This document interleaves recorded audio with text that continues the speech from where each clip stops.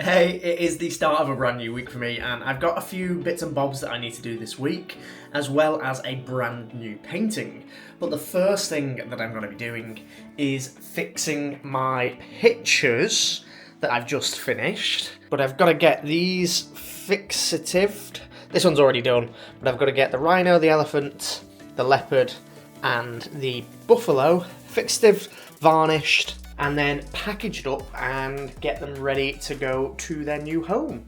I've actually had a very, very good week this week. I've also sold this painting in here, which I'm not going to get it out, but it's the, if you can see it, it's the big deer painting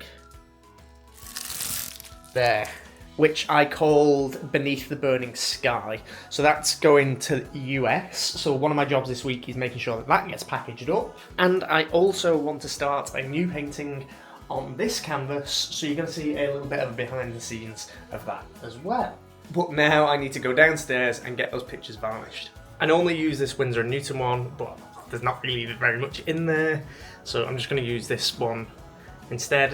This is just a protective layer. It's not really massively important. It's just to seal the charcoal in a little bit. It's the next stage that's more important. While I wait for that to dry, just want to show you something that we've been working on. It's not quite the usual art. It is our downstairs bathroom, but we've had a complete redecorate of it.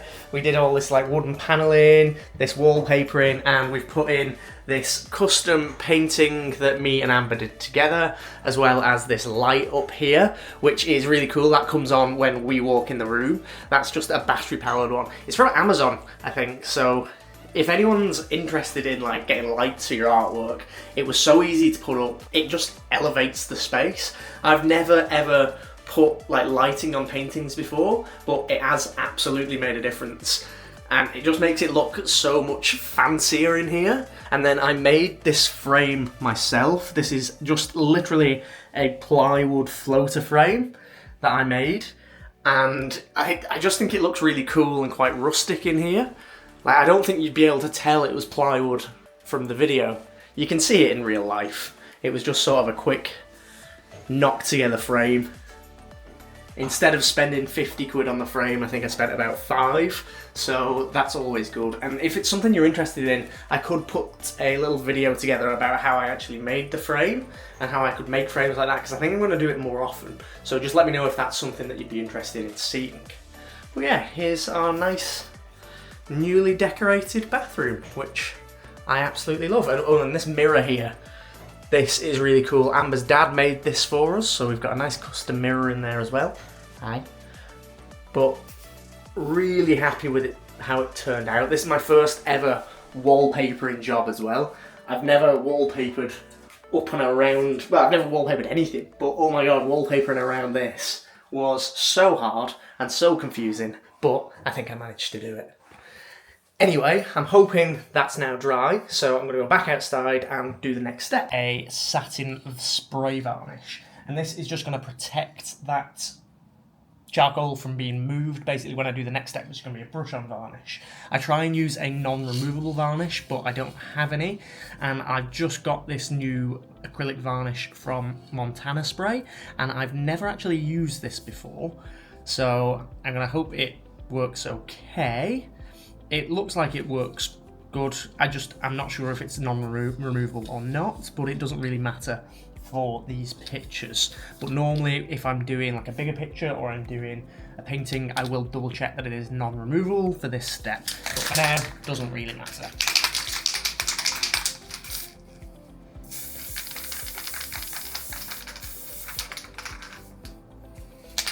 And I just really want a nice fine mist just covering it. It's just going to act as an isolation coat between the surface and the acrylic varnish that I'm going to put on next.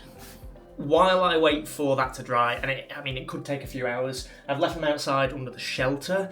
It's quite cold, so it might take a little bit longer to dry than I need it to. It's probably going to take a good few hours for it to dry. I might bring it in a bit, but I've left it outside because I don't like the smell.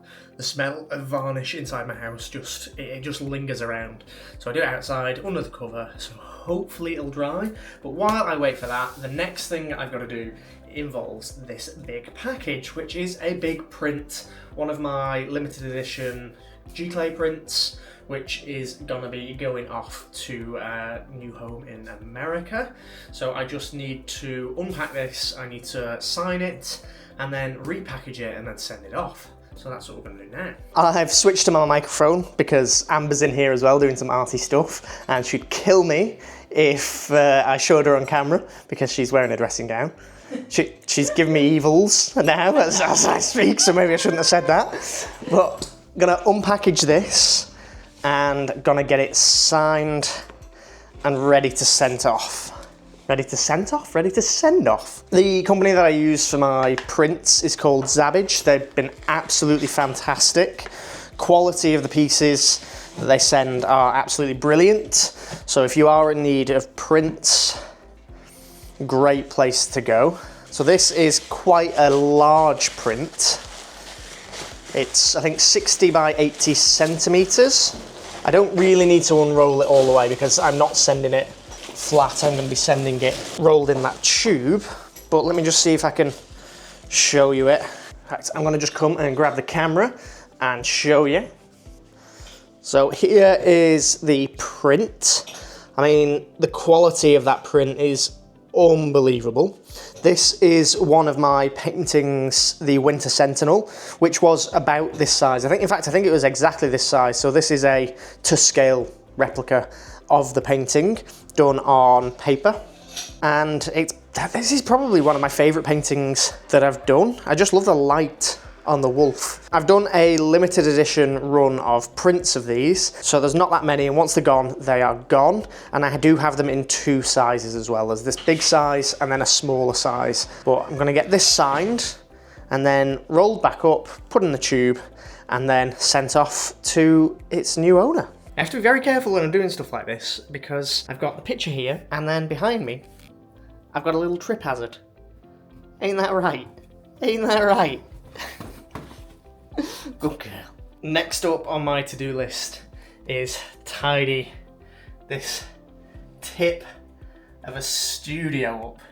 It's actually gross in here and I need to get it cleaned because there's a painting I want to start and I don't want to do that when my studio is a mess because it just messes with my headspace a little bit and everything feels a bit cluttered in my head when my space around me is cluttered. So I'm going to clean that up and then start thinking about this painting.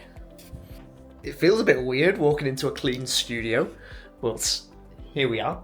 Last night we had one of our friends over and I made pizzas and I probably got a little bit too excited about making the pizzas and I made a cool little montage which I had way too much fun making it, so I'm just going to show you that because I made it, so you may as well see it, and then I'm going to move on to making the painting that is going to be a tutorial for this week on Patreon and on the Studio Wildlife YouTube channel as well.